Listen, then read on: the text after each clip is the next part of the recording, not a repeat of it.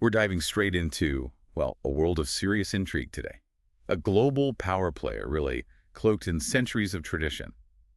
The Vatican. Absolutely. Think hidden influence, complex alliances, and that constant struggle for authority within its ancient walls. Yeah, it's fascinating stuff. We've got this really detailed documentary transcript here, digging into what it calls the secrets of the Vatican. And it takes us on quite a journey, chronologically. It starts way back with the rise of fascism in Italy. All the way up to Pope Francis now and the challenges he's facing trying to reform things. Exactly. So it covers a huge sweep of history, power struggles, scandals, the lot. So our mission here really is to unpack all that, pull out the key insights from this documentary's perspective anyway. Try and get a clearer picture of the forces that have shaped this unique institution and, its impact on the world. Okay, let's jump in. The documentary kicks off with a partnership that sounds pretty strange on the surface. Yeah. Early 20th century. Yeah, the Lateran Treaty, 1929, with Mussolini. Mooses, wow. The transcript calls it almost an unnatural alliance, and you can see why. But it was critical. This treaty is what formally created Vatican City as a sovereign state. Okay. So that's when they got their own territory, international recognition, all that. That's right. Defined borders, the whole package. So, a massive win for the church in one sense. They finally get statehood back after losing the papal states. But there's always a but, isn't there? What was the catch? Well, a big one. They got financial compensation, sure. Quite a bit, actually. Okay. But, and this is key, according to the documentary, the church effectively gave up its direct control over youth education across Italy. Ooh, that is a big concession. Yeah. Trading sovereignty for influence over the next generation. It points to a very pragmatic, maybe even tough compromise. They secured the state, but lost ground elsewhere. And you have to assume Mussolini wasn't just being generous. Not according to this account. It suggests he pretty quickly started undermining the deal anyway, started suppressing Catholic youth groups, despite what the treaty said. So Pope Pius XI, he was Pope then? Yes, Pius XI. He was left in a tricky spot. He'd got the Vatican its independence, but was dealing with a dictator who didn't really keep his promises. And things didn't exactly get easier from there, did they? Next up, Nazi Germany. Right. The 1930s. Hitler's rise presented a whole different kind of challenge. Mussolini was about power, but Nazi ideology was, well, fundamentally anti-Christian at its core. So how did the Vatican approach that? Still Pius XI. Still Pius XI, yeah, and his Secretary of State was Cardinal Pacelli, who, spoiler alert, becomes the next pope, Pius XII. Yeah. Their strategy was diplomacy again at first. They negotiated a concordat with Nazi Germany in 1933. A concordat? Yeah. That's like a treaty between the church and a state, right? Defining rights and stuff. Exactly. Pacelli's aim, the documentary suggests, was primarily to protect the church as an institution in Germany and German Catholics, safeguard their rights. Did it work any better than the deal with Mussolini? Not really. The Christian party in Germany was supposed to be part of that protection, but Hitler just ignored the concordat. He just dismantled the party. Yeah, systematically. Showed he had zero intention of respecting the agreement. Diplomacy had its limits, clearly. A stark lesson. So what did Pius XI do then, faced with this? Well, the documentary highlights something quite significant. He apparently recognized the extreme danger, especially for Jewish people. It talks about a secret letter he sent out to European dioceses, urging them, quietly, to help Jewish people who were facing persecution in Germany. Secretly. So behind-the-scenes humanitarian work. In a very dangerous climate, yes. But there was potentially something even bigger planned. Whoa. The transcript mentions a planned encyclical, a major papal letter. Right, a big public statement. And this one was apparently intended to explicitly condemn anti-Semitism and the racist core of Nazism. Wow, that could have been huge. A direct moral challenge from the Pope. Absolutely massive. Imagine the impact. But Never happened. tragically, no. Pius XI died in February 1939, just before he could sign it. And in the Vatican, an unsigned document like that has no official standing. So it just remained unsaid. Officially, anyway. Exactly, a real what-if moment in history. And then soon after, the world is at war. Cardinal Pacelli becomes Pope Pius XII, and his wartime record. Well, it's probably the most controversial part of this whole story. Definitely. The documentary immediately points to the Vatican declaring neutrality right at the start of World War II. Okay, why neutrality? The main reason given is the sheer number of Catholics on both sides. Allied nations, Axis nations. Taking a hard line against one side could have meant terrible reprisals for Catholics living under enemy control. A pragmatic calculation, maybe protecting their flock? Perhaps. But it's the silence, specifically about the Holocaust, that attracts the most intense scrutiny even today. Do you know what was happening? The transcript is clear. Yes, Pope Pius XII was aware of the systematic extermination of Jews. There's evidence for that. But he didn't speak out directly.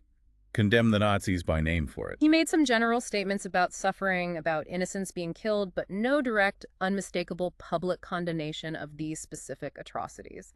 And that's the heart of the debate, isn't it? Did that silence make things worse? Did it hinder rescue efforts? Or, as some defenders argue, did staying publicly neutral actually allow the church to do more quietly? Did it prevent even worse actions against Catholics or against the Jews they might have been hiding? It's an impossible question, almost. Does the documentary lean one way? It presents the dilemma, the arguments on both sides, without landing on a final judgment. It does talk about individual Catholics, monasteries, convents. Hiding people. Yes, hiding Jewish people, often with quiet encouragement from local bishops or priests. But it contrasts that grassroots action with the Pope's public caution. And then there's the moment the war literally arrived on the Vatican's doorstep, the occupation of Rome. October 1943.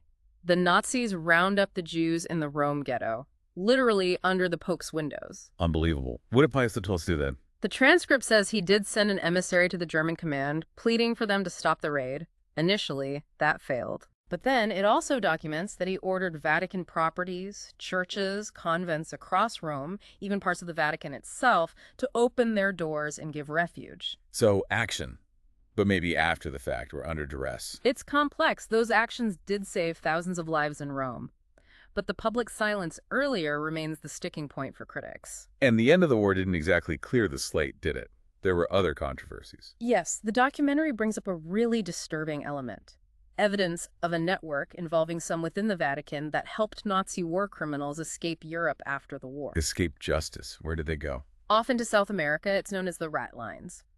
This involvement, understandably, really damaged the church's moral standing for many and fueled criticism of Pius XII's overall wartime conduct. A very difficult legacy. Okay, let's move forward.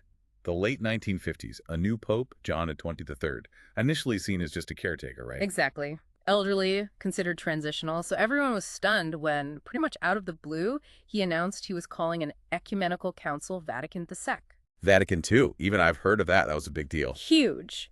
The documentary frames its main goal as essentially opening the windows of the church, modernizing it, engaging with the contemporary world, rethinking its role after centuries. Like a massive internal review.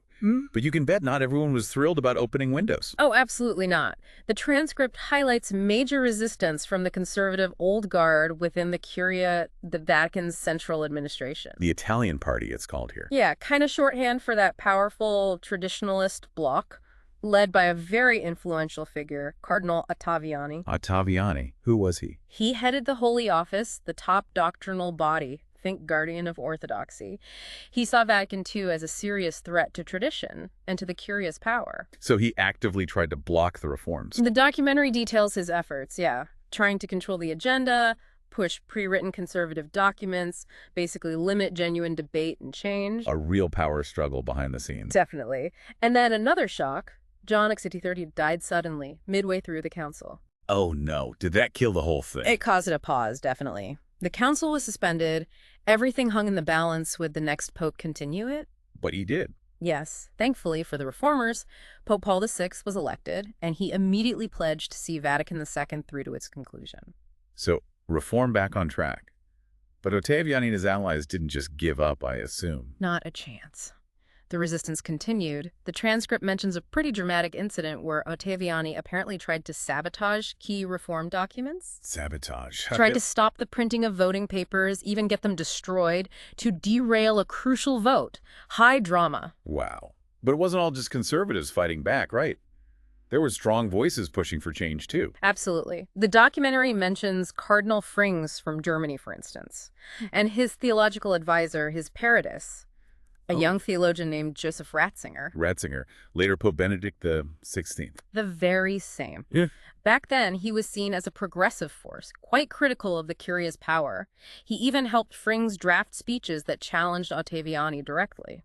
fascinating how people's roles change over time. So what were the final results of Vatican II after all that struggle? Well, the documentary points to significant shifts.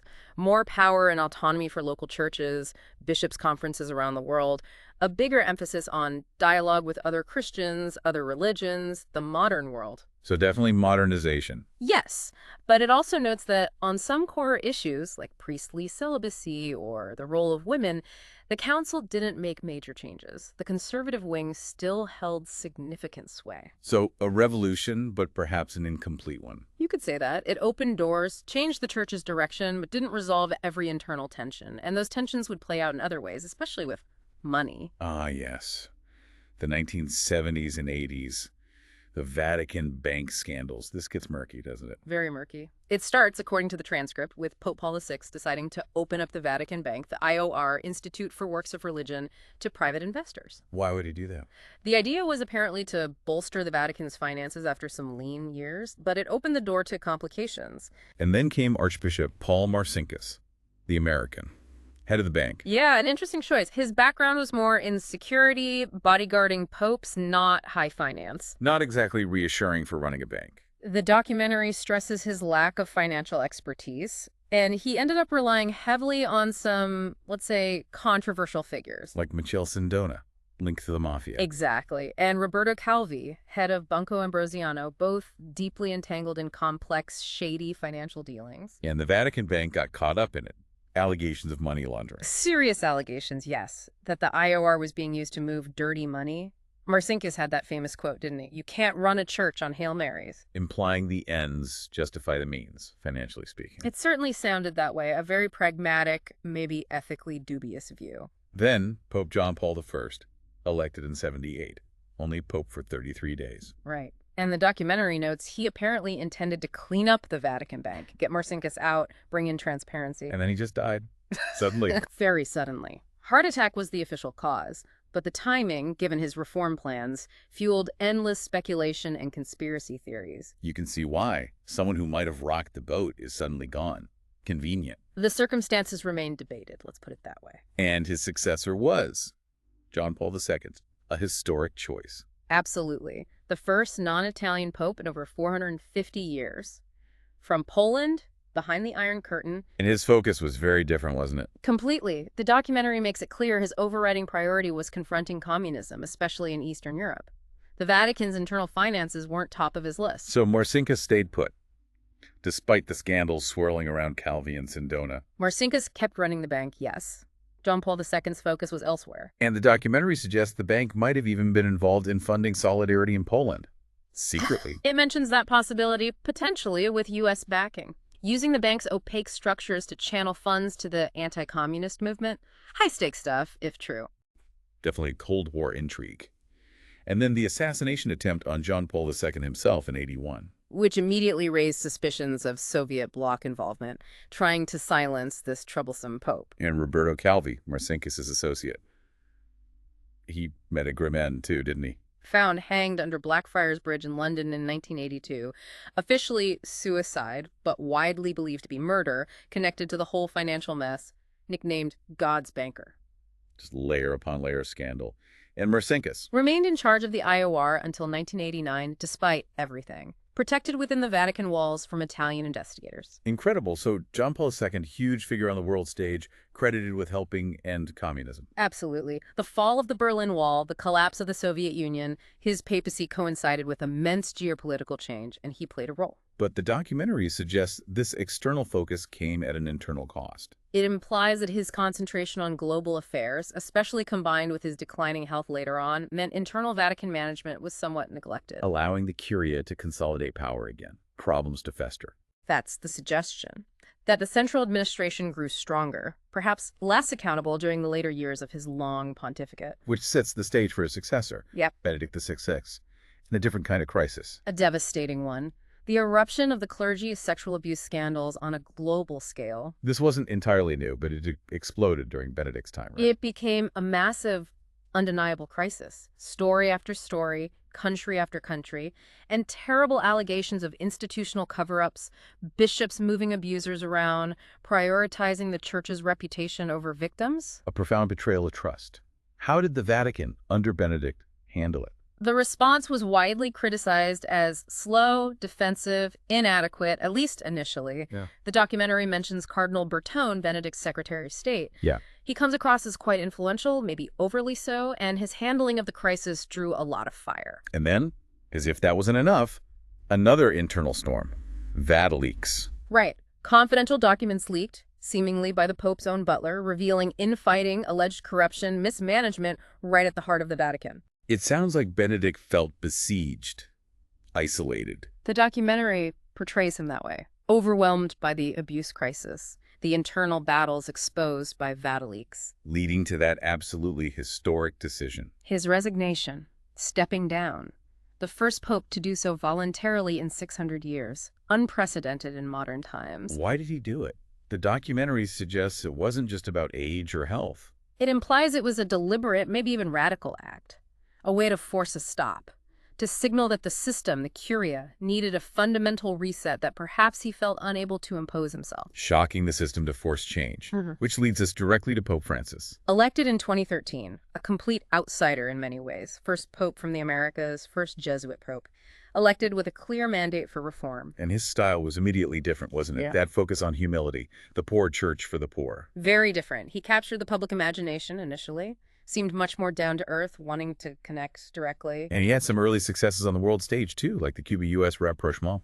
Yes, the documentary notes his diplomatic skills, showing the Vatican still has that influence. But his main battleground has clearly been internal, reforming the Vatican itself. How's he gone about that?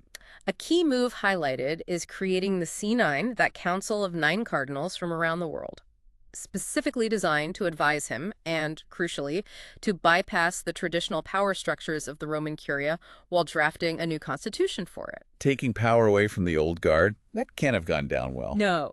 The transcript emphasizes the resistance he's faced, predictably, from within the Curia.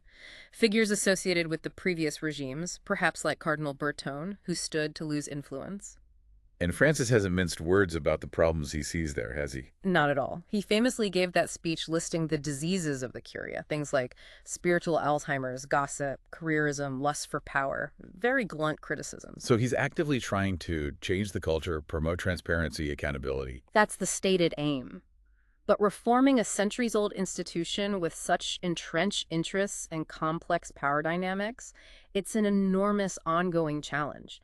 The documentary portrays him as decisive, not afraid of the fight, but the resistance is real. So looking back at this whole sweep of history presented in the documentary, what are the big takeaways, the recurring patterns? Well, you definitely see these enduring themes, don't you? The constant negotiation of power, internal and external, the culture of secrecy that often surrounds Vatican affairs. Yeah, and the way scandals, financial, sexual, political, seem to erupt periodically, challenging the church's authority. Exactly. And alongside that, this persistent tension between tradition, the desire to preserve things, and the push for reform, for adapting to the times.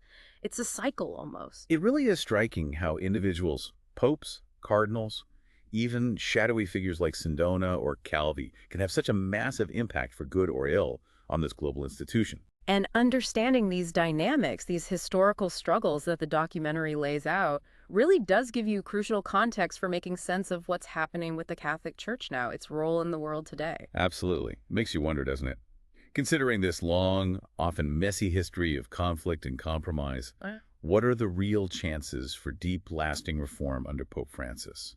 Or will the old patterns inevitably reassert themselves? And what might the next surprising chapter be in this incredible, centuries-long story of the Vatican? It certainly leaves you with a lot to ponder.